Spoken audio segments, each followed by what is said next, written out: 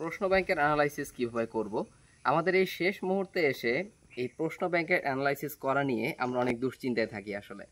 কিন্তু ব্যাপারটা কি আসলে খুব কঠিন? তা না, খুবই বেসিক একটা ব্যাপার। একটা কথা তুমি চিন্তা করো, মেডিকেল প্রশ্ন যেই টপিক থেকে আসলো সেই টপিকটা ভালো মতো না পড়ার কারণেই কিন্তু আমরা ভালো পরীক্ষা দিতে পারলাম না, কিংবা আমাদের পরীক্ষা খারাপ হলো, অথবা যারা এই জিনিসটা ভুল করছে তাদের চান্স হলো না।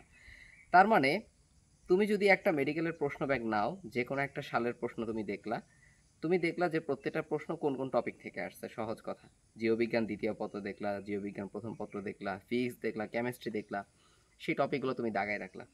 দুইটা জিনিস এখানে দাগাবা, কোন লাইন থেকে প্রশ্ন আসছে এক নাম্বার, কোন টপিক থেকে প্রশ্ন আসছে।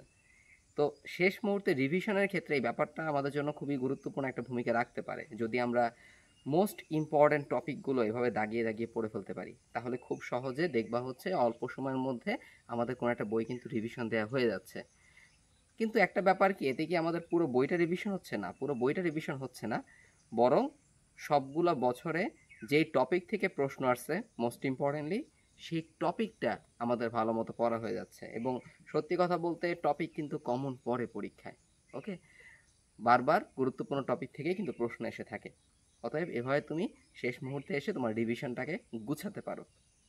ঠিক আছে, বেস্ট উইশেস।